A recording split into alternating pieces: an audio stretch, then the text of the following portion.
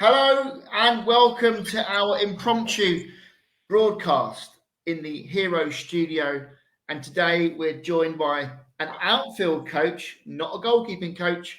So we've got Chris Pearce here, head coach at Tunbridge Wells, first 11. He play in the South Premier Division. He's also a national champion with Kent men's county team in the A Division. And Chris is a very special guest because he's my mate as well. So we're both off school this week. So we've come online and we're going to have some interesting debate about teams and coaching teams. Chris, welcome. Thanks, mate. Good to see you. Normally see you face to face, so seeing you on a screen's a bit odd, but it's good to see you, mate. You well? Fantastic. Today we are looking at a few key things. We're going to be having a look at building hockey teams from scratch. So if you're a team or a coach taking charge of a team, how do you go about building a team? You might have new players joining. You might be taking charge of a team for the first time without knowing too much about them. Or also you might be inheriting a team from another coach who's moved on. Equally, both really important roles, but we're going to be having a look at those. Chris, just tell us a bit about your season just gone and how it went, first of all.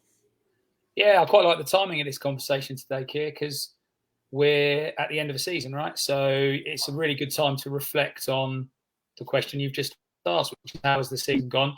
And I joined Tunbridge Wells last year season, so it was not the best year to join a new club when you're trying to, forge relationships, which I'm sure we'll talk about a bit today. And build a new team, which is what we were trying to do. And in a 6-game season, that was difficult to do. So this season was a reset, really, in the sense of let's do it properly now. Looking forward to a full season ahead, which obviously is what ended up happening, which was good news for us all in the hockey world. So it was about a new team coming together, a new team of quality players, club players, new players joining the club and trying to embark on a new journey. And it was a new journey, not just for us as a team, but what made it particularly unique this year is that they've done their big restructure in the south of the country. So that whole restructure meant moving into a completely fresh league. So you enter a new league not really knowing your opposition in any way, shape or form. You get a little bit of an idea with one or two teams. So we kind of went into the season when you're trying to set goals, hoping to be at the top of the division or close to it at the very least, but not really knowing what you were up against. So that had brought its own unique challenges from the beginning. So ultimately we finished the season second. The team who we figured would be the best team in the league, Guildford, happened to be so quite substantially in the end, and we managed to be the next best team. So we're very happy with the outcome. Obviously, it would have been fantastic to be able to go on and win the league with the side that we had, but Guildford proved to comfortably be the best team. So it's been a really good year. We learned a great deal. We learned a great deal about us as a team. I learned a lot about the individuals within the squad. We've really been able to consolidate.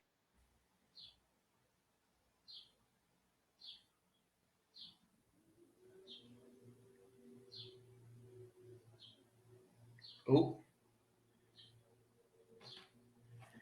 Chris has frozen.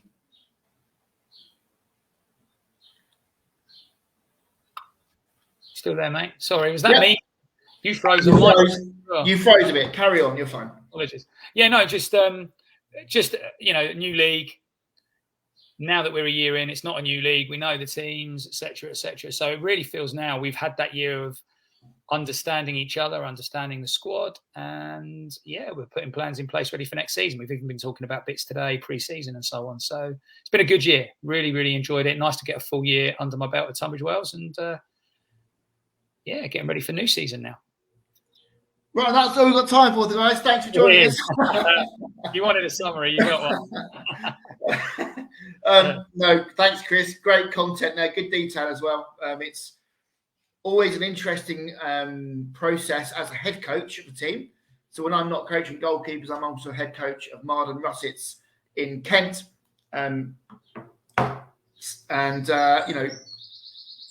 Managing a team going into a new season is a very exciting concept, I think. It can be a bit of a battle, I find, to keep momentum going throughout the season, but actually in the planning stage. I really enjoy that phase of planning and looking ahead and what might happen in the future and what could happen and what you've got to do to actually maybe go about your business and what's going to be the most efficient way of setting up. We look at personnel. Who have I got in my team that's going to be a key player? Where do I need to bring players in or develop players within the club? It's a really interesting concept, I find. Today, Chris, this is not your first visit to the studio. You've been in once before. So welcome back. I'm glad you came back. You must have enjoyed it first time round. Yeah, it was good. Really enjoyed it. It's nice to chew the fat hockey sometimes. I think too much. Sometimes you get too caught up in what you're doing and not get a chance to reflect on it, chat with others and so on. So yeah, always like these opportunities. So let's have a look at building a team. We both run men's first 11s. You're a very strong first 11, and my team are an aspiring first 11. But actually, in the same sense, we're looking at a pretty productive season just gone. But we're both now looking at where the gain's going to be, where can we actually take the next step, and how do we then become, rather than being a really competitive team in the high end of the league, how do we take the next step to be the best? And actually, many divisions now with the restructure look like they're going to be one up, and that looks like it's the same down the leagues actually. So, it is winner takes all, and the margins are fine, aren't they? Yeah, it's tough. It's tough. It's interesting being in a sport where we've talked before, haven't we, about when you don't even know if promotion or relegation is a possibility. But yeah, we knew that side of things, but just one team up, it's pretty tough. And as you say, very small margins. Building a team then, Chris. You come into a club, and we've got actually quite a few people online listening live now, so we're not on our own. Clubs coming into coaches coming into a club or joining a new team or leading a team into another new season. Where do you start as a head coach? What's a good starting point for a club coach to have a look at what he's got or what she's got and where we're going to go with it? Yeah, I think it's all about expectations at the beginning, because if you see, it's an interesting time, isn't it? Because there'll be people out there who have finished their season, maybe moving on to pastures new, or are hoping for a completely fresh start with what they have, or maybe just a continuation. So it really depends on what dynamic you're dealing with as to kind of overall where your starting point is, other than the fact that you need to establish expectations early. We're in the off season now, and we're looking to add. Why are we looking to add? Well, we're looking to add because we've had a very good season, but we can see where, I don't know if shortcomings is the right phrase, but it's more about where we feel we can add further value. And I think if anyone, any coach being able to assess where they've been and actually see it for their own eyes and go, okay, where can we add further value? I think that's a good place to start.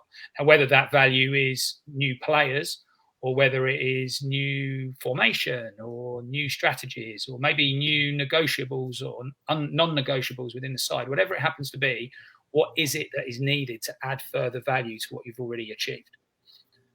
But that's based on having had a full season. I found that very difficult last year. As I said at the beginning, I'd only had a 6-game season.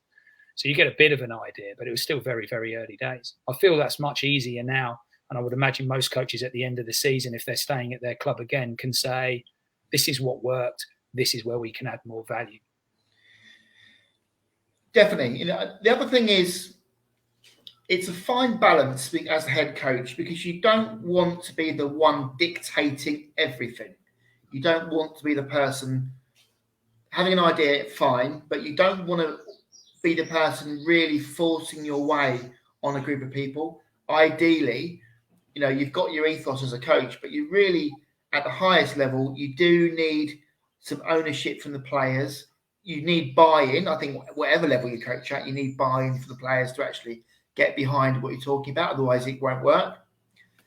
And, the best coaches that I've worked with empower the players to actually be involved in the process and the discussion phase of what we're going to do.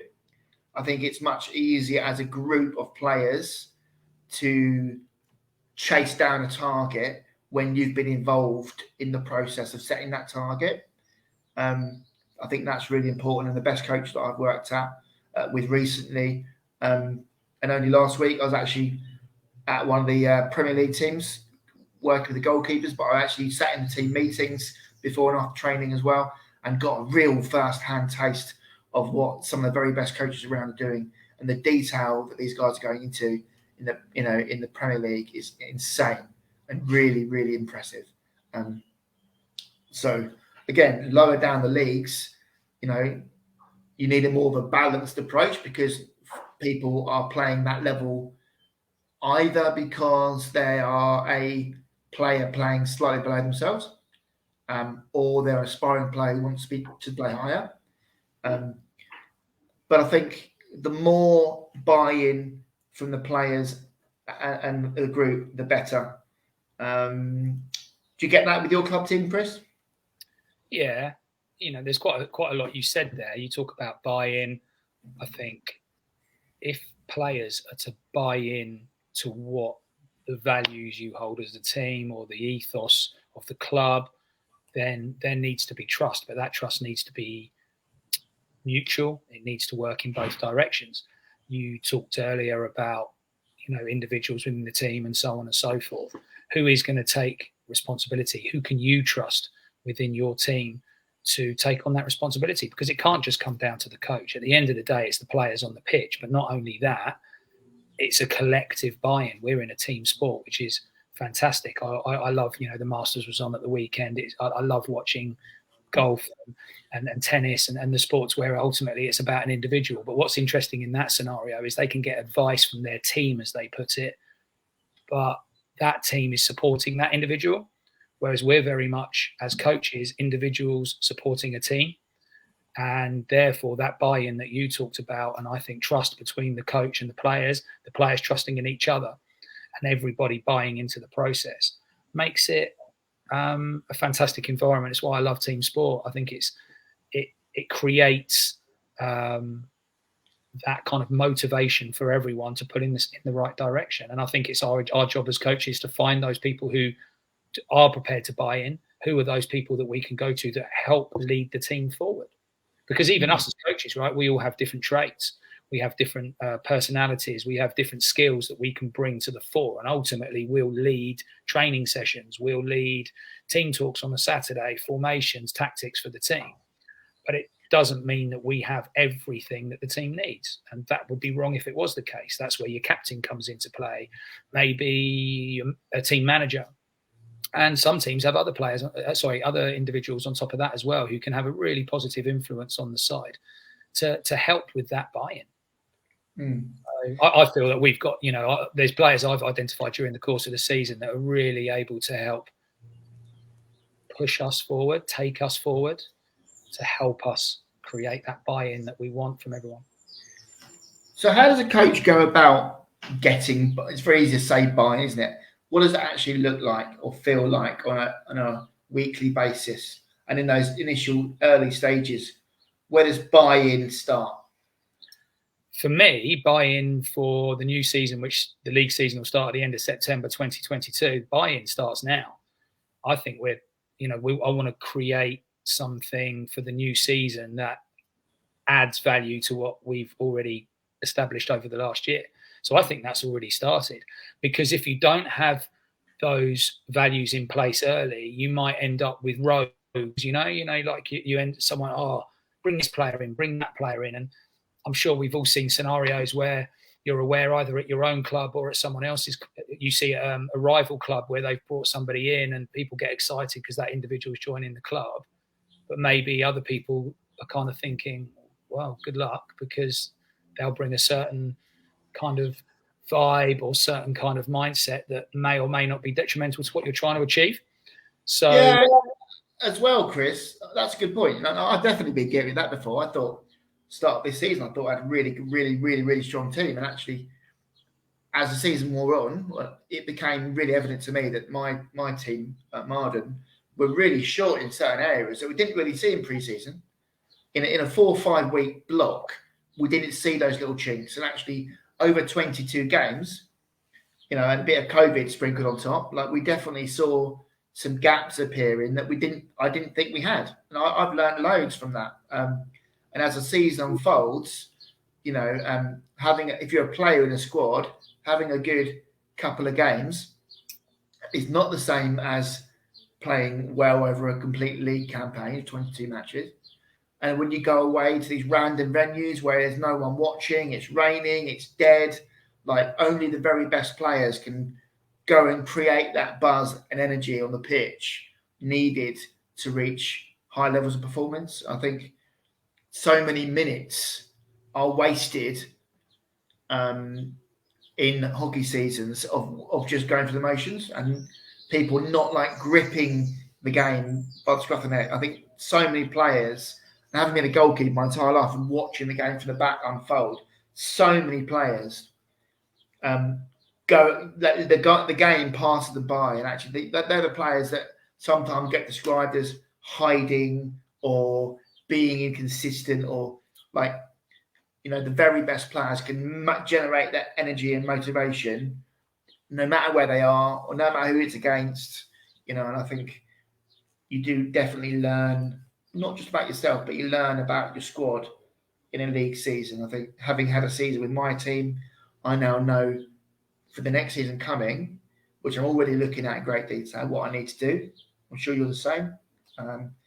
But some things pop up unexpectedly throughout a league season where you think, oh, actually, I didn't see that one coming, or I didn't think I had a problem there, but I have. And, it's interesting, all those little things that pop up on a weekly basis that you need to, as a coach, deal with. Yeah, the obvious one for all of us in the world of sport is injuries. And, we know are a common that will never go away. But by the same token, you don't want your players injured, and there'll be certain players in particular that if they get injured, you worry, because they offer so much value to the team, whether it be with their skill sets and their abilities on the pitch, or what they bring to the team on a broader scale. So, for example, in all of our teams, we'll have those connections, people who particularly connect in certain ways. Maybe the team clown. I don't mean that in a horrible way, but someone who is so funny that everyone finds funny. You can have people like me. To me, like me. Oh, you are funny. You are funny to look at. Off the pitch. Off the pitch. Yeah. Not on it. Yeah, no, but it is. You can have. So, for example, in a team setting, you'll have loads of people, different music they like, different cars they drive, different jobs that they have, all this sort of stuff. But there might be someone in the changing room who is funny, and everyone finds that person funny. And what I realised quite a few years ago, and I've seen a few times, is even something like that, even though that's not specifically hockey related, that can be so galvanising in a changing room when you need that lighter moment. Like you said, a season is a long season, right? And we get so involved in the process and so on. But sometimes you see someone who is so warm and appreciated, perhaps for their sense of humour amongst the group, that actually that can galvanise the whole squad. Now, someone like that for me is vital to the squad, regardless of if they're the best player or a solid player. We need a clown in the side. You can barely hold a stick, but you're in. That clearly doesn't work. But that concept of somebody who can offer that is really, really useful, and it builds those connections. And so if you lose a player like that during the season, and I'm sure you have as well, as you were just alluding to, and I think we can all say, oh man, why did it have to be him or her? Why did that player have to, you don't want anyone injured, right? But there are certain elements that can really detract from what you need. If we drew parallels with football, I remember when Vincent Kompany left Manchester City, right? That was like huge because he was their leader. And hopefully people listening, there'll be people out there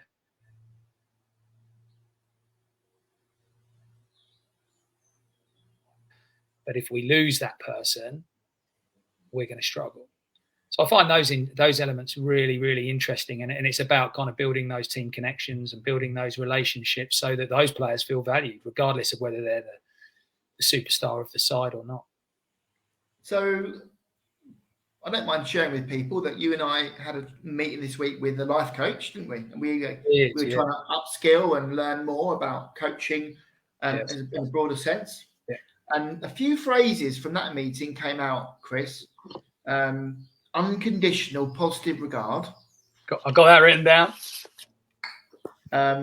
which I loved, and I've not had that before. Obviously, we know what it means, but that sense of actually being approachable, treating people with respect, and in a club environment, that's really important because people are going to finish a day at work and they're going to have to want to come training.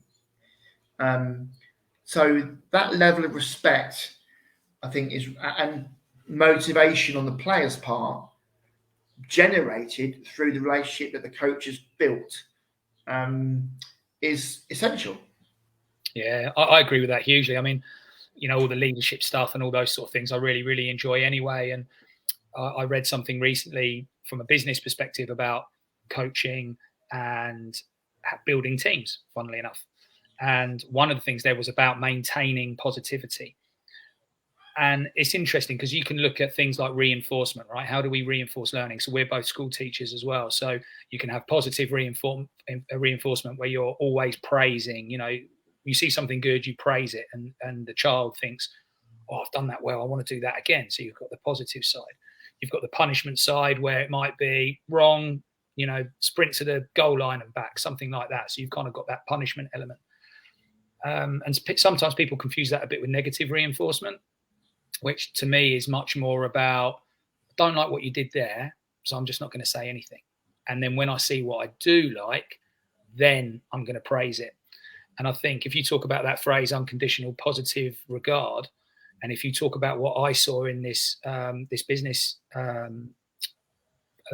website I was looking at the other week, what you're looking at is use that positivity to motivate your players.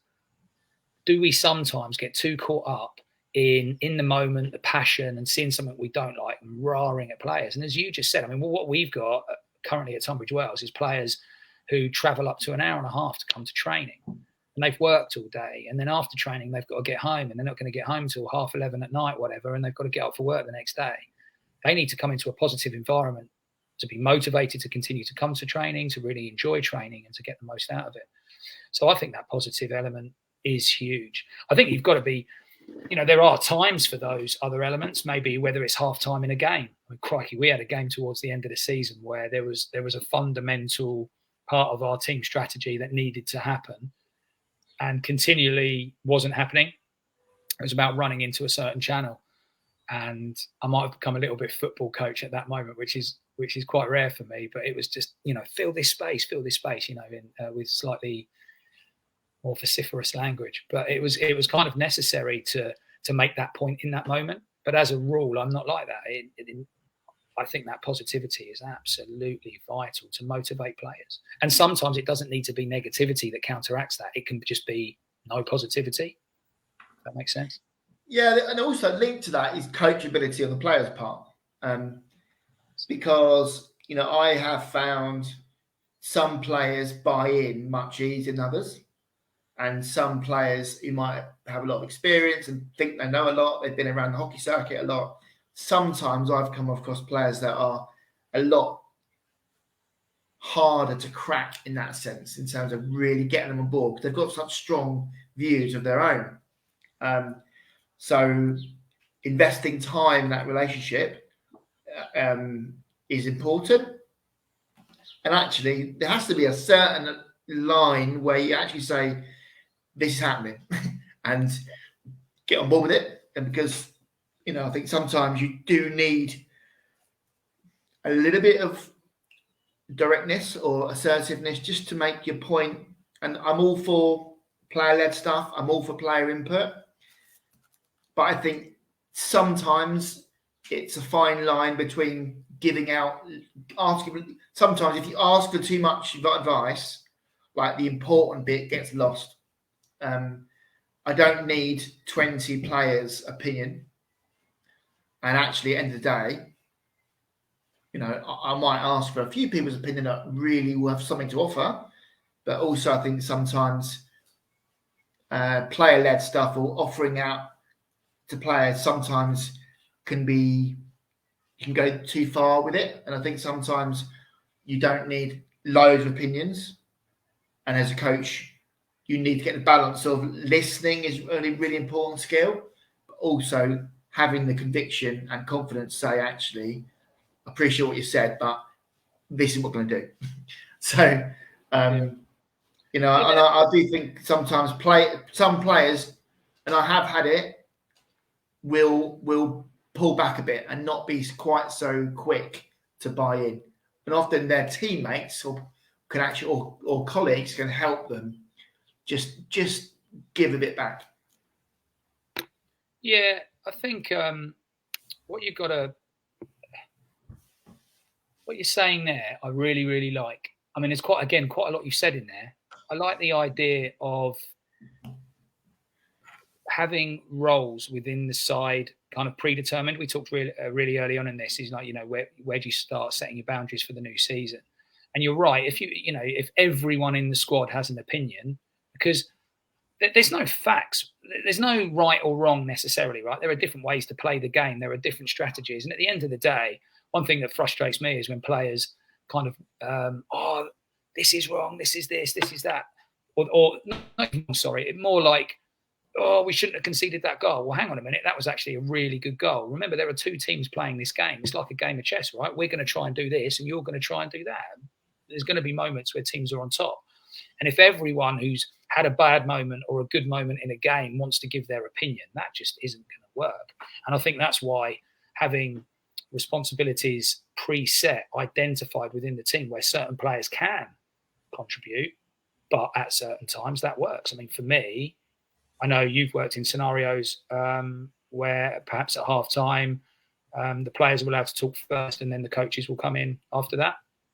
But for me, obviously in a 5 minute, for most of us at the lower levels where you've only got 5 minutes, it needs to be, this is what needs to be said. I'm going to say it. You don't need to contribute. And if there is time with what I've said, then I may bring in the captain and maybe the assistant coach who's a player coach, and they would be the only ones. But sometimes it's only me talking at half time, regardless of what other people think.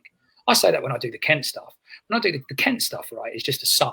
It's summer hockey. Players love it. They get together. They come from a variety of clubs. We get some fantastic players. And as you said, you know, we're national champions. COVID stitched us up, but we're back this year and we're going to try and go for it again. But when you come into an environment like that, and I've done the same when I've done Masters stuff, you've got a collective, like, you know, at international level, you've got a collective of players who all have hockey intelligence. I would argue there isn't going to be a player playing at that level if they don't have good levels of hockey intelligence. So they all have something to contribute. But in that environment, that wouldn't work. Now, perhaps back at their clubs for you at Wales, back at the clubs, they might be the guy who is the go-to. They might be the one who actually has the biggest influence, for example, at half-time. But they have no influence during the half-time at Wales because everyone's got that level of hockey intelligence. So they can't be getting involved. And that's where the coach comes in. The Kent stuff's fun in the summer, ultimately, but I'll sit and say, look, you guys just go out and play. Let me deal with the stuff before the game and at halftime. You guys just go out and play. That's what you're here to do. I'll bring it together and let me do that. And then if you identify those responsibilities early enough and just say, let me do that, then we're away. And certainly what does happen with the Kent stuff or even with the Masters stuff, if someone wants to come off during a game and have a brief chat with me as the game's coming on, I love all that. Absolutely love that, because they might be seeing things from the pitch that I'm not seeing from the side. So I'm happy to take that on board. But then when we come together in those more formal moments, I'm going to take it on. Because as you said, essentially too many cooks spoil the broth, right? Another phrase I picked up from our chat with our life coach, not our life coach, a life coach, a life coach. The phrase I liked was a happy pace of change.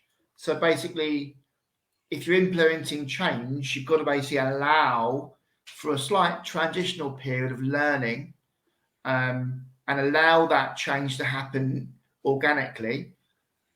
And it won't be an instant fix. So, you know, and the phrase the coach used was, are people happy with the pace of change?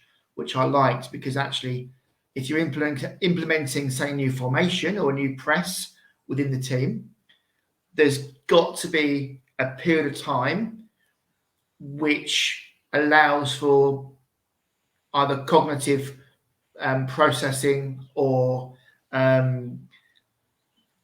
absorbing the information, and actually it won't be right straight away. And I suppose in a team sense, that's what pre-season's for. You iron things out in your friendly matches before the league starts. And normally, hopefully, 2 or 3 league games in, you're getting there with it. So what do you think, Chris, about that, allowing for time to absorb things? Yeah. I mean, it depends how much you're trying to implement. So, for example, for the new season coming up in September 22, I would expect us to hit the ground running a little bit more quickly, because essentially we're going to have a squad that we're laying additional layers, for want of a better phrase, adding those layers to what we've already got. Whereas at the start of the season just gone, I felt we had our pre-season, but we still needed those first league games to build up an understanding. I mean, the irony was we ended up playing some fantastic hockey in those first few games and really did hit the ground running. But in terms of the process of how we wanted to play, that actually still took time and should take time, because with any success, isn't there understanding, particularly in a team game, whereby we can score a great goal, but maybe not know why we scored it, and not realize, or what about the team who are doing something right and then almost get bored of it and then just go off and do something else? Hang on, that was working. Why are you now holding on to the ball too long? Oh, well, I thought, well, it was working. Why are you changing your kind of thought processes? And I think if we can get that understanding with players, then you can enjoy the success in a more sustained fashion, because the understanding is there. Now, then it comes down to how long does it take to gain that understanding? And like you say, the process of change, if you're asking people to take on something new, is something that may happen overnight. I guess it depends what you're looking to bring in. But I think you've got to have patience in that regard. That's what training's for as well, isn't it? That's where we want to go to the training field. I don't know if you found this, but I found this season, in moments where we really needed to build understanding, let's say, of presses that we use, we needed time to understand those presses. So there'd be times in training where we might be walking through things and talking it through, rather than high intensity, sweat dripping off the forehead, absolutely blowing hockey, which the players like because they're working really hard and they're playing. But at times it was like, no, we need to take a step back, because we're still trying to put in place change. If you rush through change, you're not going to get the results you are hoping for in the first place. So yeah, you're also lucky you played in front of some really experienced goalkeepers who knew the game quite well, and they were quite good at all calling, organising you, getting you in the right place when you weren't where you should have been at right midfield. So you know what? No, but that goes back to my point earlier. Seriously, that goes back to my point earlier, right? About having people in a team who you can trust and who can take on responsibility. Don't want to make your head any bigger than it already is, and this screen's probably not big enough. But genuinely, when I've actually said this to teams that I've worked with, and said that when I've had a goalkeeper behind me, one thing that you did that I very rarely hear is your voice, even if I was doing the right thing. Now, you would say I wasn't doing the right thing very often, but I can remember you calling me. Now, I remember that I've got this memory of when you shouted at me, and I was like, for God's sake. So I think I might have shouted back, but I can remember just like riling up, because it's like, what's he shouting me for? I'm literally doing everything I'm supposed to. And when I was actually deciding to listen, you were actually telling me, good, I'm doing the right thing. And what I learned from that, and what I used to like with you, is that you would also tell people if they were doing the right thing. Love that. And there isn't enough of that on a hockey pitch. I think players get shouted at when they're doing the wrong thing, but actually communication is two-way, and it's about listening as well as talking. And if you can be, and I'm listening to Keir and he's telling me I've got to do something, I'm going to do it. But also if I'm comfortable with that, because there are other times he's telling me I'm doing the right thing, and that makes me feel more confident in what my job is. So to have someone in your team who can do that and praise players is fantastic, because then when you do get the player coming off the pitch crying, going, oh, they're telling me off, they're having a go at me, and you've got to try and console them, it's much easier if you've got players on the pitch going, look, they're telling you when you're doing something right, as well as when you need to be doing something better. So I think having someone in your team who can offer that is very, very useful. And to be fair, that was a huge part of our success, to be honest. Made up for the fact you let the ball in at the near post too often. Thanks, Chris. Moving on. Anyway, so let's have a look at inheriting a team. So inheriting, there'll be people listening or people watching this who are joining a team or to coach them, taking over from a previous coach. I think that's sometimes a harder job because the player, especially follow a coach who's been there a little while, formations, culture, ethos. For example, when I joined Marden, literally just before COVID hit, the coach was pretty different. He played as well, which I think different player coaches very rarely successful, in my opinion. You've got to be an outstanding player at any level to be a good and efficient player coach. I've played with many player coaches who have not done both jobs well enough. And actually, I can remember when I was a player coach and I thought my coaching was really good. One of my first coaching roles was really good. And that's probably my worst season of hockey as a player ever. I just couldn't put the two together mentally. So, inheriting a team is different. It's very difficult because you've got to, do you just inherit it and then maintain it? Do you carry on with what the previous coach did and make some gentle, subtle tweaks for minimal disruption? Sometimes you can try and change too much. We mentioned earlier, Chris, about putting your stamp on it. But does a coach actually need to put their stamp in it? Is that a bit of ego there from a coach sometimes where the coach thinks, I want to do this. I'm going to try this, or this has worked previously for me. And, sometimes I think the coach sometimes wants to change too much. And actually, there's nothing wrong with taking over a team, maintaining what that team's already got, and then just subtly adding some detail that is your own. Yeah, so you mentioned the life coach we spoke to at the beginning of the week. And this comes in with the pace of change that you like the phrase that you said you'd written down. But also his point here was, were they happy with what was happening before? So what's really interesting is, if anyone's joining a new club in the summer, they're essentially inheriting a team. And I found that when I first, the last two clubs I've worked in, you arrive and you want to know what you've got. And if you've got to work out where your starting point is, and also then find out what the club wants. What are the goals? Are those goals realistic? Where do we want to go? Because if that change needs to happen quickly, then you might have to have more of an impact in the sense of, okay, it might be we need a clear out, or we've got to do this and we've got to do that. Or can you allow yourself time to evaluate where you are? For me, I want to see what we've got. I want to see for myself, because is that change manifested in failure? Has the change occurred because we've been failing? Or has that change occurred just because someone's moved on and actually they were very successful and everything was going really well? And then there's a different argument as to what's easier, taking over a team that's doing really badly or taking over a team that's already really successul. That's a different argument. That's a good one. Yeah, that is a good one. Yeah, because I don't know what the answer is. Rather do, I remember, nothing to do with hockey. I can remember getting a job years ago, and it turned out the guy who did the job before me, and this is not me, I never met the guy, but apparently it was terrible. And what was really interesting to me in the early days, I just did what I thought what I was supposed to do, just the general day-to-day of the job. And I was getting praised for it. I was like, this is mad. I shouldn't be getting praised for this. This is just the bread and butter of the role. But it turned out the previous person hadn't been doing that. So that was quite interesting.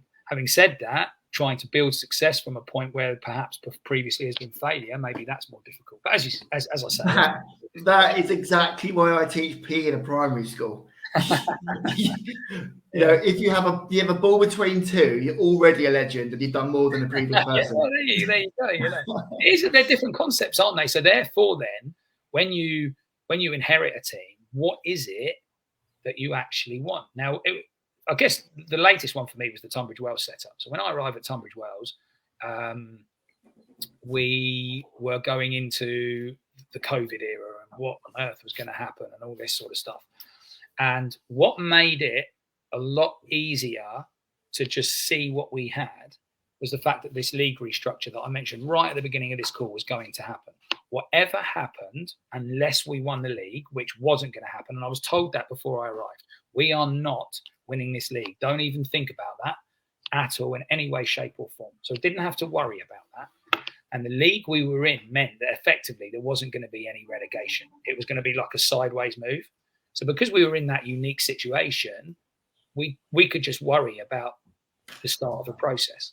And so that's what we did. We worried about where we were going to be in the future. We were already talking about year 2, year 3, year 4. If, however, you're taking something on and we cannot afford to get relegated from this league, or we must get promoted from this league or whatever, then it might force a slightly quicker pace of change.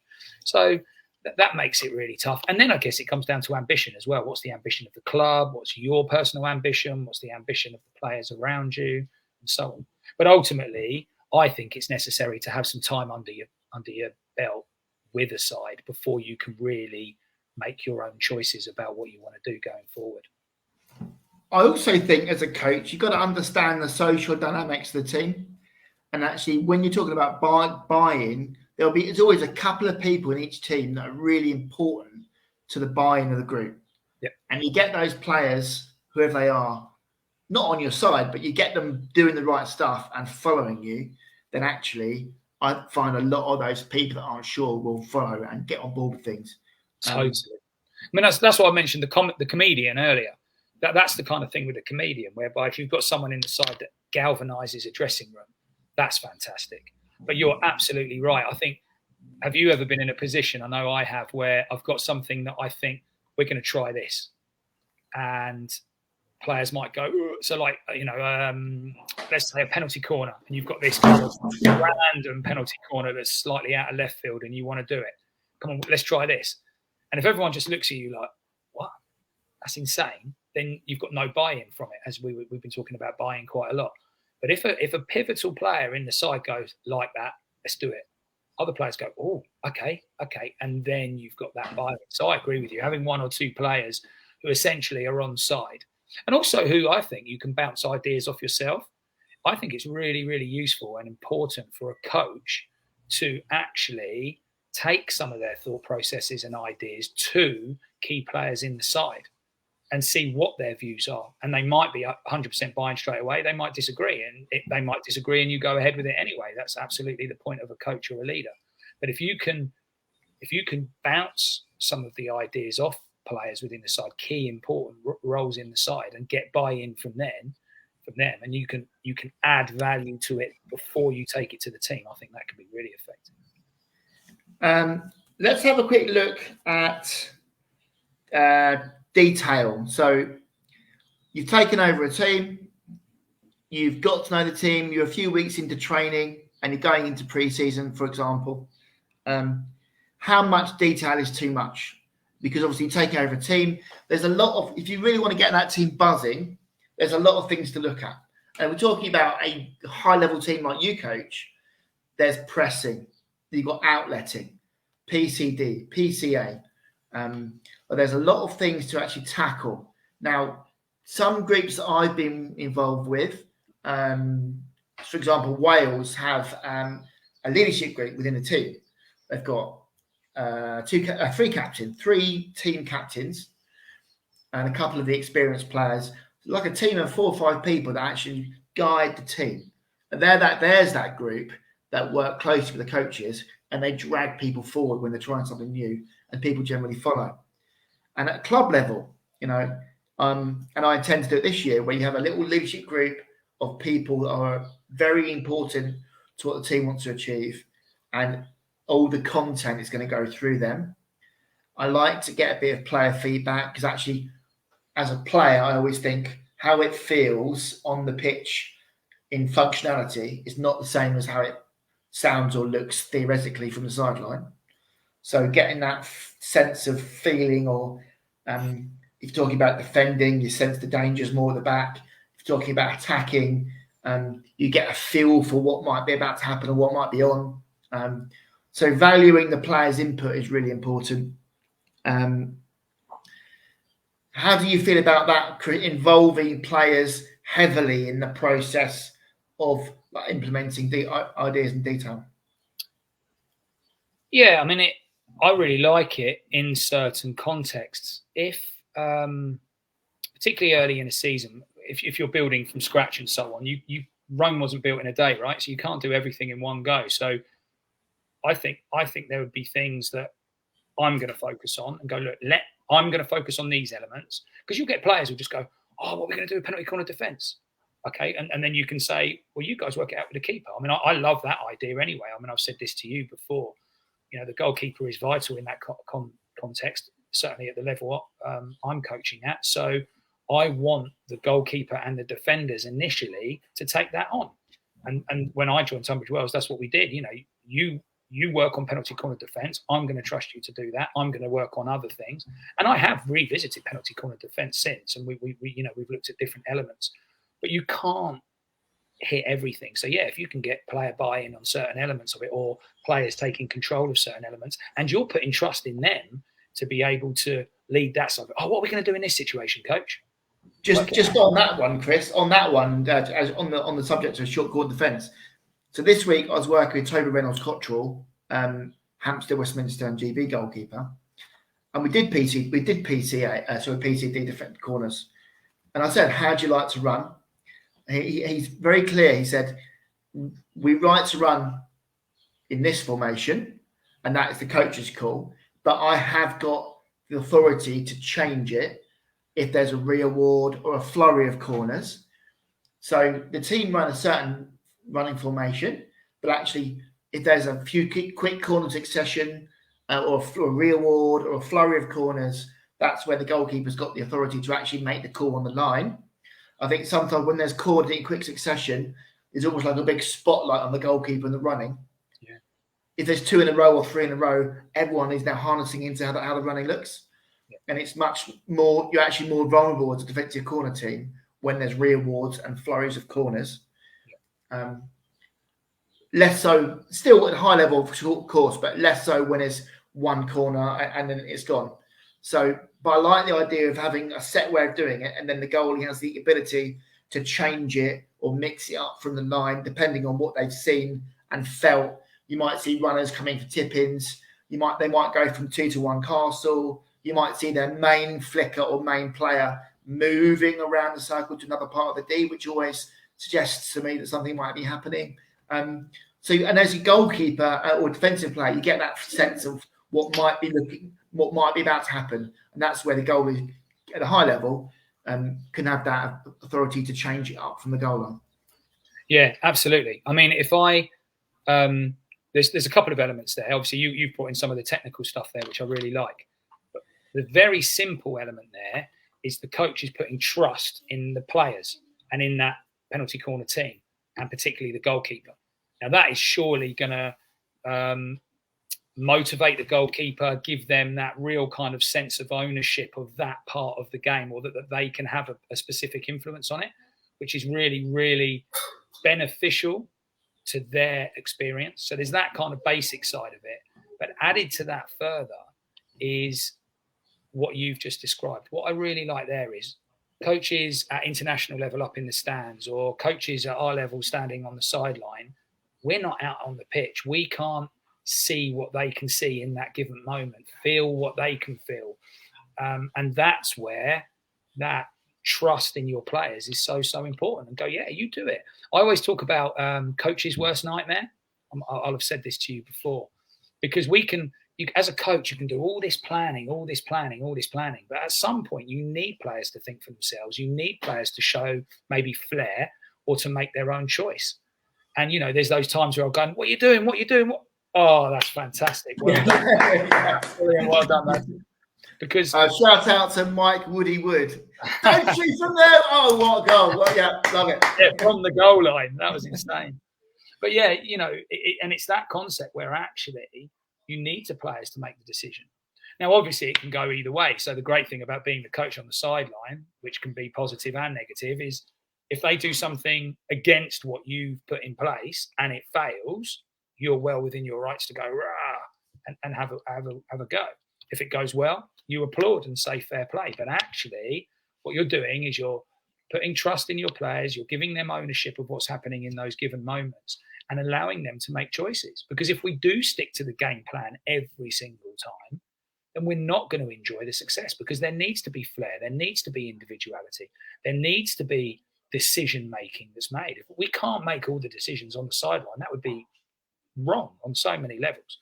So what you're describing there with penalty corner defence is brilliant, and how fantastic for the goalkeeper to go, I know where I'm at. I know I have control over this situation. Of course, at lower levels, maybe some coaches can think, I wouldn't trust my goalkeeper with that, which is fair enough. Know your players, know their hockey intelligence, know their emotional intelligence, and decide whether you can trust them with that. I think when I was younger, I didn't really appreciate coaches' input too much, in the sense that I just took it as, yeah, okay, fine, whatever. And actually now I'm a coach and I'm a bit older, I think, I still think back to being coached by Dave Bunyan. And I think, like, even now, I think, or Nigel Durbin, down in Kent, I think, wow, I'm sat, and Jen Wilson, when we were playing together under her, who's now was a Scotland coach. And I don't know whether you do this, Chris, but I say things and I start thinking, where did I first hear that? Or where did I get that idea from? I'm in a privileged position where, through my goalie coach, I'm coming across and working with some of the best coaches around. So I'm really lucky that I picked something up from most sessions, which isn't goalkeeping. And I see things firsthand. It's really very fortunate to be able to do that. And actually, talking to you, Chris, I know you're my mate, but I always say to you, you've got some great ideas on the game. And I would, I'd continue to be a Pochettino type coach. Yeah, right. I would also add, there's lots of positive comments coming here on the chat room. We've got now, Chris, you're drawing quite a crowd here. Loving this, lads, says Lloyd. Andy Hornsey, completely agree. Very, very on board with what you're saying. Jezza Spicer Martinez online. Jezza, all right. He said, attitude, philosophy, beliefs, common unity creates common spirit. I like that, Jez. Jez is also an amazing world-class DJ when he's not wearing his goalie kit. You told me that. You told me. I wish I'd known that when I met him. You'd love it, Chris. He's got some great tunes. Probably you'll be probably in bed when he's on. He's on late at night. Is it? I need some sleep. Andy Gout says, love the idea of letting the goalkeepers call corners. Jezza just says, oi, oi. Jezza's a good man and a very, very good goalkeeper. Okay, let's just move it on slightly. So just sticking with the theme and concept of teams, problem solving.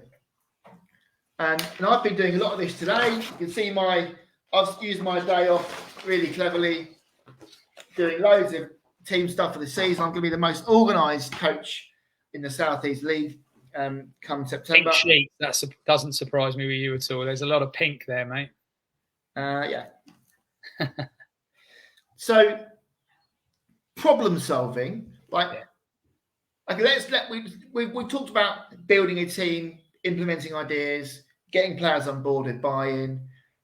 There it is again, buy-in. Let's suggest the league's underway. We've got things going. How do we maintain standards and how do we go about solving problems during the league season?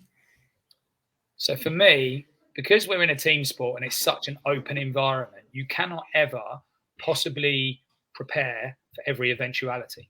So for me, what I've tried to bring more into my coaching, which I'm really enjoying, which kind of is a development really of what we would do in school, like games for understanding and things like that, where you actually create environments that promote decision making. Now, they might not be decisions that you're necessarily going to see on a Saturday, and hopefully they will be, because we don't know what's coming up on the Saturday ahead.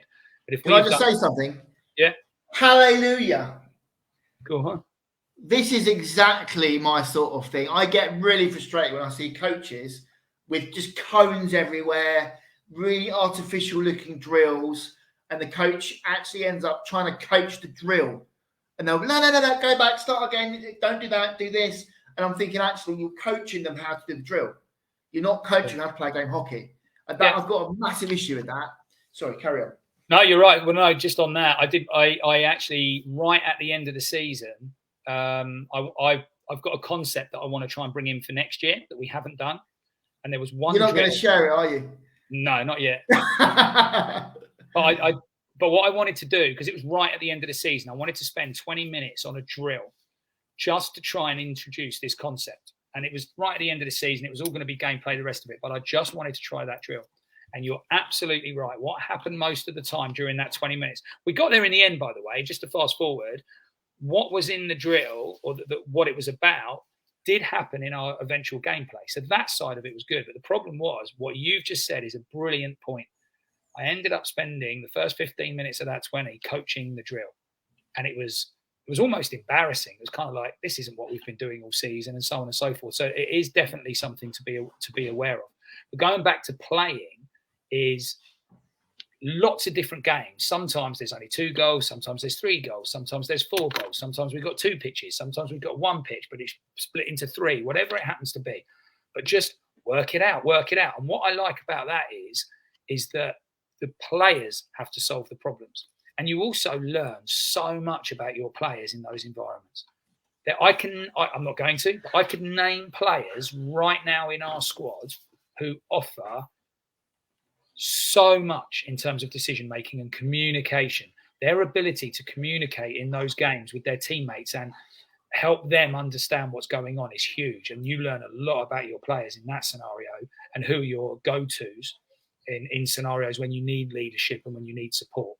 But going back to decision making, if you can keep promoting thought processes in your players, all players, but particularly youngsters. We've promoted 3 under 18s.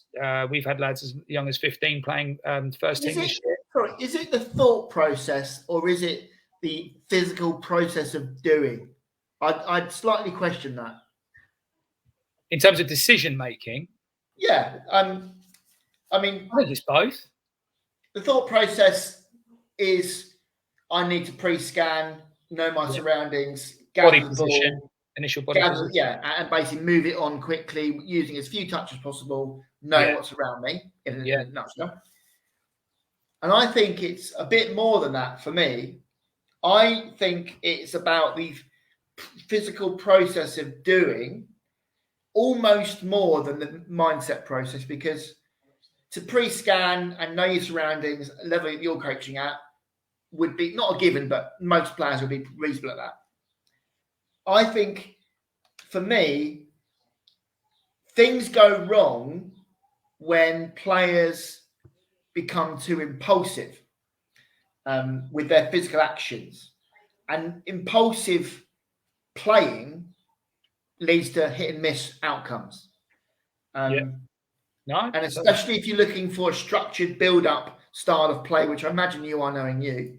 I think the mindset process of like the mental side is part of it, but I'd say 75% of it is actually the physical process of doing and repeating the processes physically in a consistent way, which will bring a consistent outcome as a result of it. Yeah, totally. But the thought process is a part of that, the initial thought process. So, for example, I don't know, a right half who's already pre-scanned and can see that there's space in the right channel.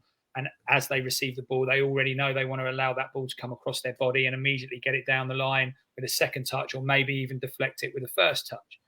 But the ball speed is suddenly wrong. The ball is bobbling and I'm not going to be able to do a first time, so the decision making is already in process based on what my initial thought processes were. Oh, I've now got to change my mind. So you've got to almost align that initial thought process, your pre-scan, everything that you've done there, and then the picture that's in front of you. What stimuli are you receiving at that moment in time? the ball's too slow, or the ball's bobbling, or the player's closing me down quickly. And that will affect your decision making. And that's individual decision making. I would argue that can even happen in drills. So I think we're talking about something a bit different here. I think this is more technical versus concept. Yeah, absolutely. This is my point. That's exactly my point. I think that's where that can go into drills, because that is more technical. Whereas if you go back to the concept of decision making, I just like letting the players play.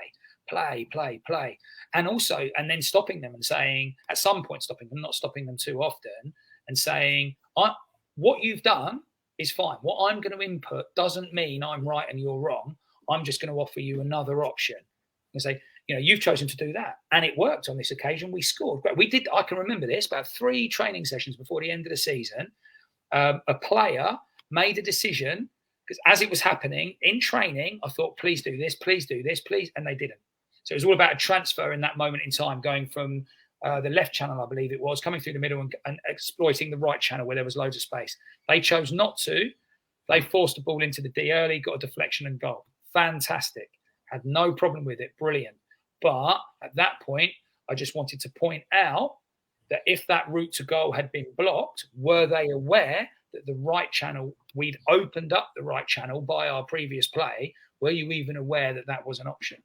So that you're constantly feeding in those different stimuli to help them improve their decision making down the line. But what I like to do is basically have like an out of bounds part of the D. So take a section of the D out. So going a goal, and for example, head of the circle completely out, and might just like coned off, like don't go there, can't you? Like a minefield, loads of cones or something at the top of the circle that says you can't go there. And then in the session, I'll just basically move the out of bounds area, just to promote, as you said there, to promote a bit of thinking and awareness of actually, so you don't get into a pattern of just doing the same thing and hitting into the same zones. And that just promoting that independent thinking. So you play each ball as an individual ball, and rather than the players just doing a block of the same. So that. Technical and concept then, as a coach, I use this a lot where I think actually, if we're looking at errors, and ultimately errors, the team that make the fewest errors normally win the game. Technical errors or execution errors where you've chosen the right option, but you haven't, as you said, you've not put enough ball speed on it. You might have bobbled it. It wasn't accurate enough. You've chosen the right option, but you haven't executed it. You can kind of tolerate those ones, I think, as a coach, where players don't quite get it right, but they've tried the right thing. Yeah. And then you've got concept errors, and that's where rogue stuff is happening, and people making the wrong choices, in some cases going against what the team's set out to do. And they're the ones I personally find very frustrating, especially at men's first team level, where you've all talked about it, you've agreed it, everyone's gone, yeah, understand it, and then players just go about doing what they want to do anyway. And I think for me, it's not just, and what I say to my team, it's not just the fact that player has chosen that option. It's the fact that we've said we're not going to do that. And that computing the scenario and computing the information from the team talk into the game. And again, the best players, like you've coached some top players with Kent, Rob Field, Nick Van Der Eck, to drop a couple of big names in there. They've been in your teams. And those very best players, Chris, are the ones I suspect who are able to actually implement the game plan within the game. Yeah, I like that phrase of concept errors. I really like that, as opposed to the technical side. And it is, and that's where I think you can pull players off the pitch on a match day and just go, no, you're off. And, where a player's seeing the red mist and they're just not thinking straight, and they just do, what are you doing? We don't do that. We don't do that in this side. Oh, well, blah, blah, blah. No, fundamentally, that is not what we do. And, obvious ones like chucking aerials into congested areas. It's just like, well, what are you doing? There's literally no space. That we are not keeping possession of that ball. We haven't even, chucking an aerial when we've made those leads up top that open up a channel. Absolutely. That's a concept that I can work with. We have never taken a gamble. We're just chucking an aerial into a congested area. So why are you doing it? So yeah, it's that is, but again, how much of that comes down to hockey intelligence? Because that's another thing. If you go back to building your side and you're trying to bring in concepts. I mean, previous club I worked at, I mean, we've run 3 presses this year. Trying to run one was going to be successful. If we could get one to work well at my previous club, then I was happy. Whereas we need to have more than that. And we'll try and run 3. A question: Matt Coppin is online. Oh, boom. Matt Coppin, head coach at Marden, ladies. Matt Coppin asks, how much video analysis do you guys use at training, as in a video session rather than a match? Would you ever use like iPad on the spot, film a clip, bring a player over, here's what's going on, so like instant feedback at training, I think it means. Yeah, I have. I haven't at Tunbridge Wells since I've been there. I did at my previous club a little bit, whether it be working with individuals on technical or, technical individual points, or occasionally, certainly with, you'll remember when, it's easier with kind of structured short situations like penalty corner defence. I've definitely done some of that down at back in the Folkestone days and so on. So that was good. I would like to do more of that. The difficulty for me currently is having the facility and the resource to do that, whether that be resource, someone filming it, whether it be, I know I can do my own stuff and so on and so forth quickly, but having the resources to be able to do that effectively has kind of hampered me from doing that currently at my club now. I do love it though. I mean, what can be achieved in 5 minutes of video analysis could take hours, I think, trying to get players to understand. It's something that I would have loved to have had as a player when I was younger, particularly as kids. I mean, I use video analysis with school kids, and what they get from that is unbelievable. My son's a rugby player, and he's only 16, but I'm able to show him footage. I'll film his games, and we'll watch that. What he gets from that is so valuable. So I think in training it can be really, really useful. And we had an awful one at Folkestone with somebody getting injured in penalty corner defence. Yeah, no, I was in goal. No, and we were able to show why it happened, and it happened because of his poor technique. And he'd admit that to this day.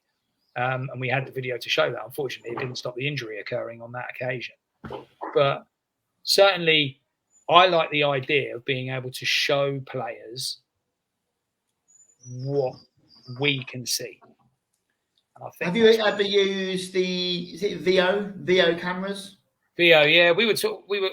VO has come on really quickly. I know Matt Coppy and I were talking about getting one for Marden, but we're not, because our club's not got a tower, so it's like. And that's why VO is so good. That is, I've looked at it from a school perspective. I've also talked with Tunbridge Wells about it, and I won't go into all that. That's not relevant here.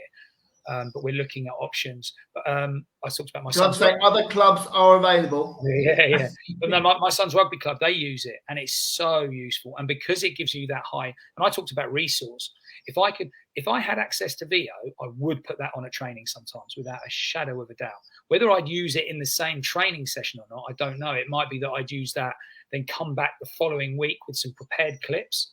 I think going back to Matt's point, if it was within the same training session, have I got enough time to analyze the clip that I've just taken and get what I want to communicate with the players in the short time I have available? I think if I was coaching twice a week, if I had 2 training sessions, 2-hour sessions a week, I'd find that a lot easier. I feel like I have to cram so much into the 1-2 hour session I have. I find that difficult. If I could film something in training, prep it, and then have it for the following week, absolutely, I think that can be really, really useful. And VO, I'm a big fan of. But as you said, other cameras are available. If you were training twice a week, your wife would probably kill you, just for starters. Yeah, that's true. That's true. That's a good point, well made. Yeah. And also, it does sound like Tunbridge Wells, you've got a great setup. It just needs some goalkeeping provision, but we'll talk about that. Yeah, absolutely. Hello, Tanya. Tanya Mums is online. Tanya, a good friend of mine. She's got a very talented daughter who's a goalkeeper. Hello, Tanya. Hope you're well. Thank you, Matt. Good question. Yeah, it was a good question. Yeah. Okay, we're just coming to the end of our broadcast. A few little questions, Chris, I'm going to ask you now. Going to put you on the spot slightly. Love it. How do you manage confrontation with players who don't agree with you? With me, confrontation with me. Depends on when it is. So, for example, if someone's come off the pitch and is kicking off, then I'm not having that in that moment. We've got a game going on. Go away, calm down, sit in the dugout, etc., etc. In that absolute moment, I haven't had too much of it. I would like to hope that the culture that I create means that that doesn't really happen. I've, as a player, been in that position, and you will have been sitting there when I've had certain situations occur as a player coach or whatever that have really kicked off for all intents and purposes. If it's at half time, it needs to be dealt with very quickly, and maybe you'd remove players from the situation, remove them from the pitch. If it's sorry, question, Jezza. Yeah. Jezza just put a very good question on the group. Jezza says, you touched on rogue concept errors, or is that just pushing boundaries when building pressure? I would like to clarify one thing, Jez. I think in the final third, in my opinion, in the final third when you're attacking, you've got more license to be creative and try things. If you're trying to unlock a packed defence or get a goal, for example, crashing into a D when you've got strikers there to tip it in. I don't see that. That's managed risk, in my opinion. I think further back in the field, say centre back or in deep in your half, that's where you really need the process as well, because making the wrong choices deep in your own half could be catastrophic in a tight game. So I think the part of the pitch you're in is important. The phase of the game is also, in terms of context, is important as well. But as a rule, as an ethos, or like a game plan for the team, I think, concept errors are, for me, where the players are not following the process. And if you watch any good team play, in the build-up, it's pretty simple and simplistic. And then the higher up the pitch you get, there's almost a bit more license to be creative and try a few more things. You don't really want your centre-back experimenting. You need that solid base to build from in terms of outletting from the back, I think. Yeah, but I also think that's a really good, because so Jezza says there, is that pushing boundaries when building pressure and asking questions? That can be part of your concept as a team. So part of your concept is, in these situations, we do want you to probe and ask questions of the defence and so on, and apply pressure in these situations. That can be part of your concept. The simple element of, you've got a fantastic ball player. We happen to have an unbelievable ball player. But there are areas where you want that ball player to use those skills. And there are other areas where you don't want them to. And that is part of your concept. So, concept errors can be, it's based on what your overall team concept is, or the elements within it. And if people break those elements, it is important for the coach, I think, within an environment to allow that flair, to, like we talked about earlier, to push boundaries, to put pressure on the opposition. Absolutely. But that if they do it at the wrong times, then they're going against the concept of the team, I think. Yeah, good point. Well made, Christopher. Sorry, Jez has asked if I've seen his email. I don't think I have. I'll have a look.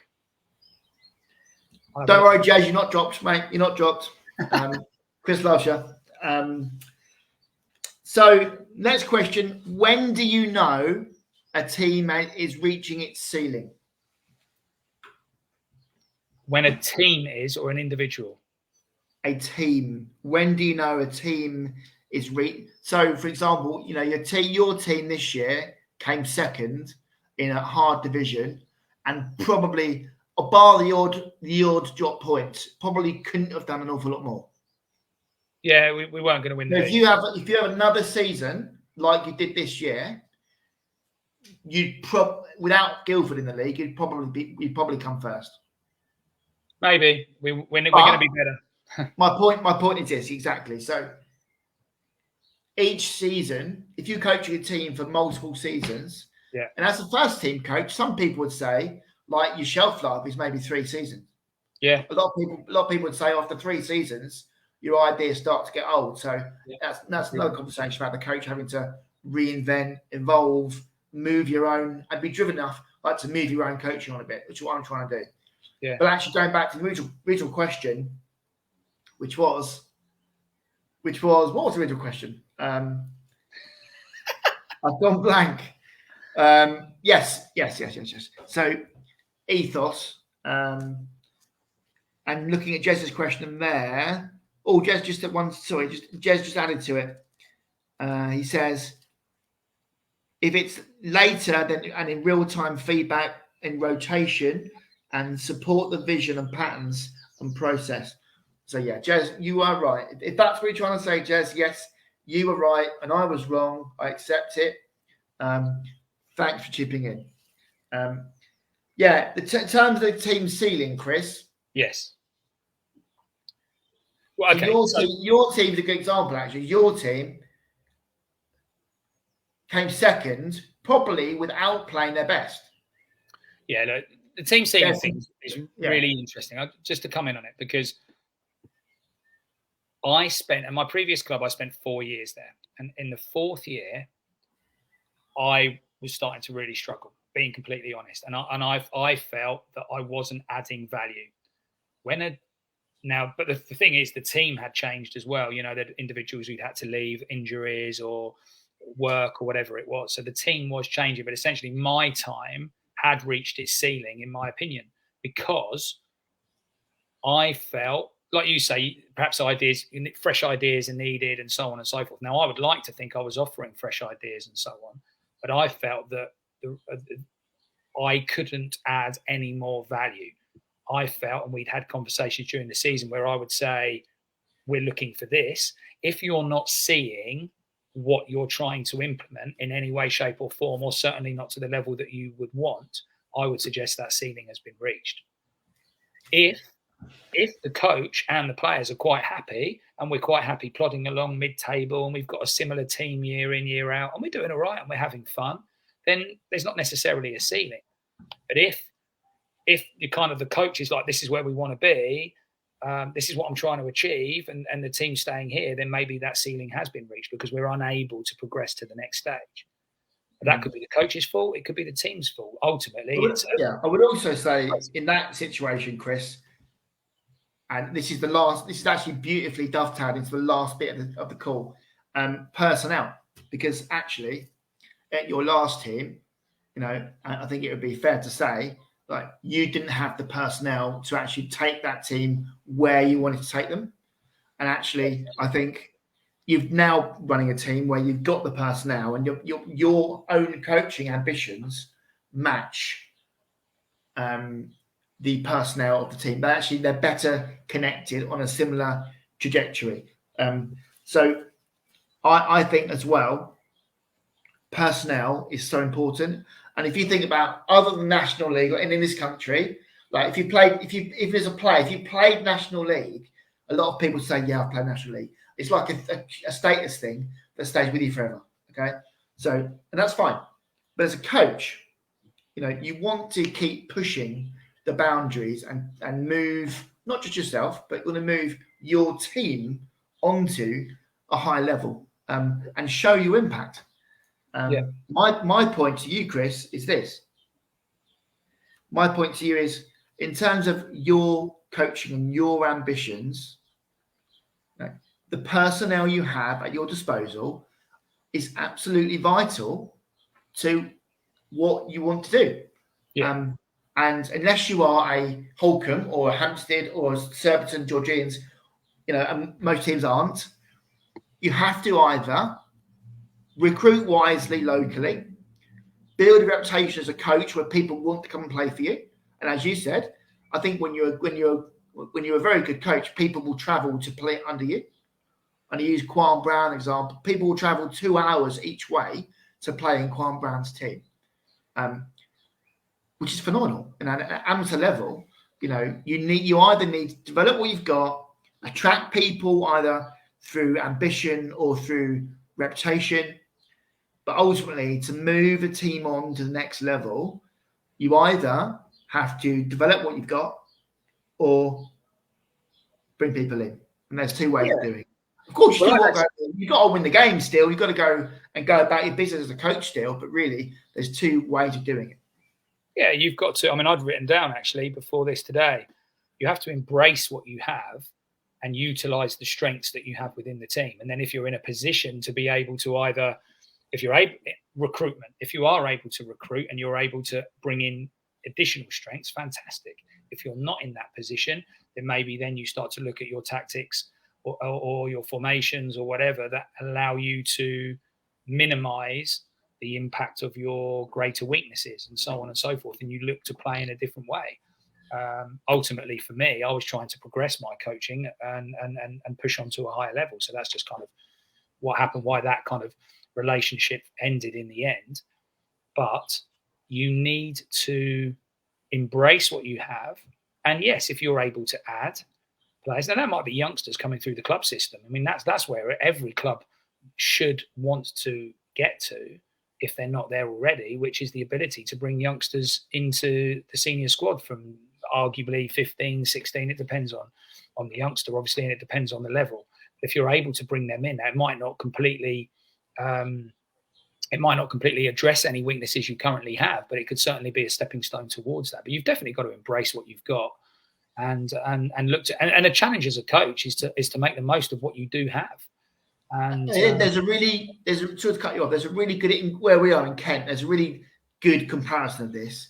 Canterbury and Holcombe. So Canterbury, you've got the traditional hockey club in Canterbury who build their junior section, invest time in junior hockey, and actually they've just started getting some players like Alex Laslett playing for the first team, who've gone through the whole club, and there's numerous examples of that. And you've got in Kent Holcombe, who are almost like the opposite. They're not really, their junior teams are not much to shout about as a club. And that's not, I don't mean that was disrespectfully. They're very top end focused within the club, and they bring a lot of people in, and both, not right or wrong, both different models, both different ways of running a club. And of course, Holcombe are having some success at the moment. And you can argue actually players like Nick Van der Rack have been developed by Holcombe just at that top level. They've developed within the team, which again is a different way of doing it. And it's not to be derogatory, because I think what they're doing at the moment, Holcombe, is fantastic. They're breaking into that top few in the Premier League, which they've threatened to do for a couple of years now. But in terms of concept, there's two really good examples there of going about ways things differently. Yeah, absolutely. I mean, the skill of a coach is to evaluate the situation that they are in and then be able to find a route forward. I think any coach who only has, this is my playbook, this is what I do, like it or lump it, in my opinion, isn't going to be a particularly successful coach. I think we're all organic. Our teams are organic. They're going to grow, but we as coaches should be as well. We should be developing as we go and finding different methods and different ways. So I think it needs to be an organic process where the coach is growing along with the team and is able to find solutions to problems. I mean, ultimately, it's what we want players to do on the pitch, right? We want them to solve problems. We have to do that as well as coaches to find the best route forward. Maybe it's a different formation. Maybe it's a different strategy. Maybe it's changing personnel into different positions. Maybe a new captain. Maybe, bringing in a vice captain and you've never really had one. Whatever it happens to be, giving players roles within the side. Can I ask you a couple of questions, Chris, coming in? And apologise to people listening, I've not gone to them straight away. Andrew Hornsey, whose daughter is a brilliant young goalkeeper. And Poppy, who you won't mind mentioning, is a brilliant talent. Andrew asks, have you got any advice for a young goalkeeper playing adult hockey for the first season? And basically sometimes lacks confidence, but is a super talent. What would you advise her? What's going to help her progress on to the next level, Chris? Is this to do with being involved in adult hockey, right, for the first time? Yeah, like a young goalkeeper who's a good, solid junior goalkeeper, but actually is moving into adult hockey. Yeah. Yeah. What I'd want to see there is a captain or a coach, depending on what obviously level they're going into in adult hockey, who will. You almost want to open up dialogue between the goalkeeper, the parent, and the person of responsibility for that team, whether it be the captain or the coach. Because if you can find that person who is sensitive to the needs of the goalkeeper or is prepared to go up to them and go, look, if you want to talk to me before the game, do you have any thoughts on when we played last week? Or, half time might not be possible, but you could certainly start to see a relationship where the goalkeeper is allowed either before a match or after the game or at training in the week to go, oh, what was your opinion on Saturday? And allow that keeper to have a really relaxed conversation with an important figure in the side early on to build their confidence to be able to talk. But also what would be really good from that captain or coach in that club is that they're involving the goalkeepers. And we all know goalkeepers aren't always valued as they should be, without a shadow of a doubt. And that's such an important concept and something that I value incredibly highly, is that goalkeepers are valued. They're underused in training, underused in matches, etc., etc. But particularly with youngsters, give them the opportunity to talk. And as I say, it might be in the car going to the game, and maybe they're being given a lift by the captain. They says, "Oh, what did you think of our game last week?" And give them the opportunity to verbalise their thought processes, I think would be a great way of starting to build kind of some confidence for that young goalkeeper, and also knowing that they have value in that adult team, rather than just being there to have shots whacked at them. Absolutely. Good advice. And as we all know, goalkeepers are amazing people and probably make the best coaches. So another question, Andy Gout, who's an absolute hero of a guy.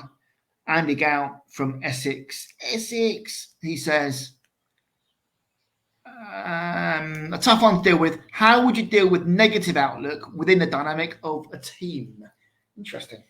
Yeah, so that would be like an individual, right, who brings a negative approach, I guess. Can I just, before you say that, Andy, I have to confess, when I played, I was quite an angry goalkeeper. And although I consider myself to be a supportive team member, I also had a little bit of Roy Keane about me that loved just snapping heels, telling people what to do, where to go, where to be. So I'm happy to admit live online to the world that I occasionally might have been a negative person within the team. And Chris will probably back me up on that. Oh, we had some ding-dongs. On the same team, we were. On the same team. I think it's... told Chris, I said left. Yeah, exactly. Yeah, wow.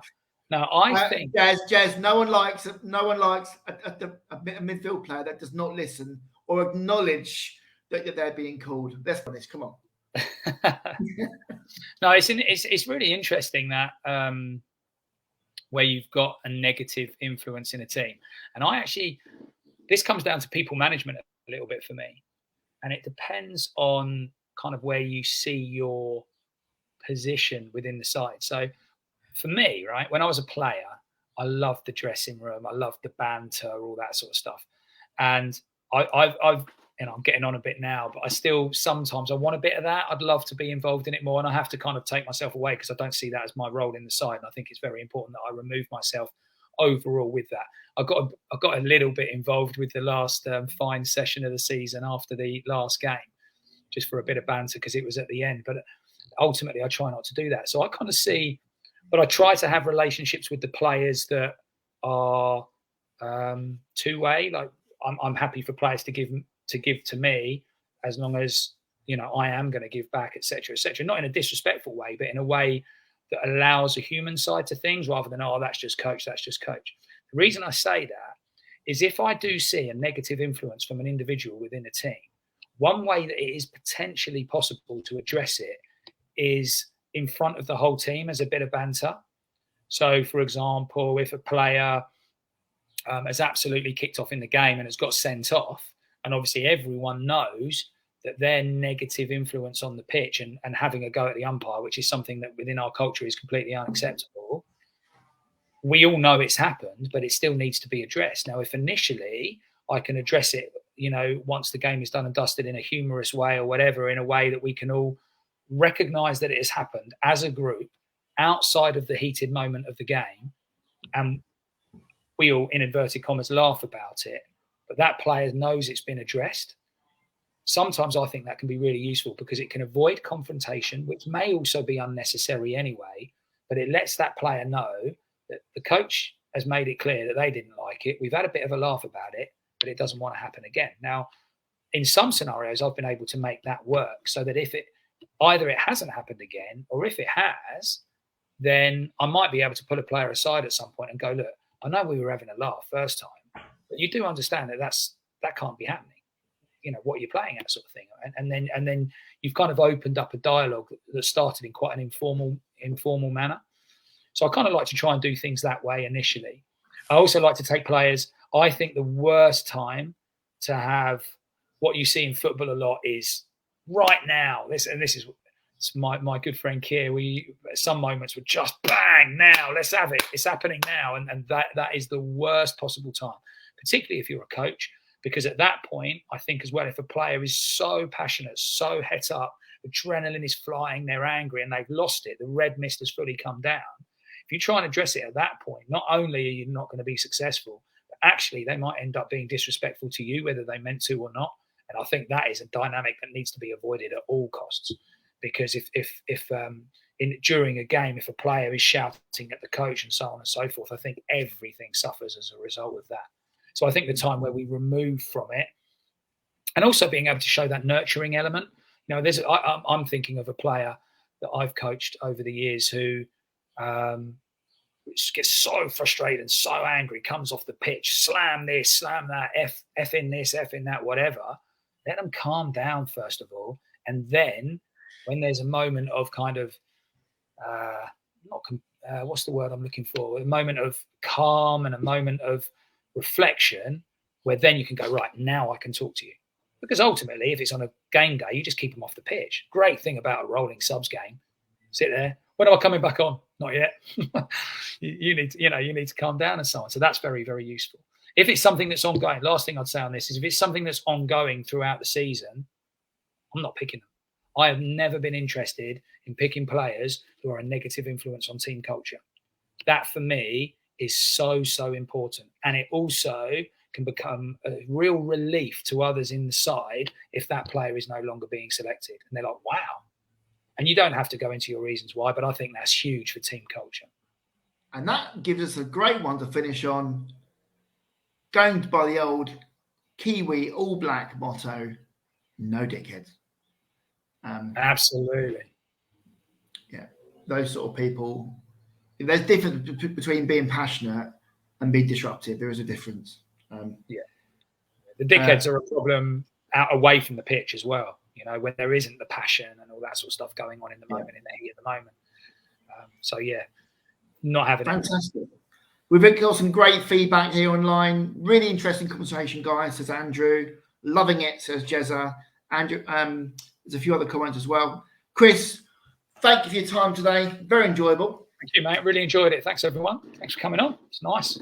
Enjoyed it. A good little number online following us. Thanks for all that. And Jezza, now you know what the coach wants exactly in great detail, so you can make sure you adhere to that to get yourself selected. Right, guys, thanks for your time. Chris Pearce, absolute pleasure having you online once more. Thanks for the invite. Please come back at some point. And everyone that's logged on today following us online, thank you for your support. Much appreciated. And we wish you a fantastic Easter weekend. Take care, guys. Happy Easter. Take care, guys. Thanks. Take care. Bye-bye. Bye-bye.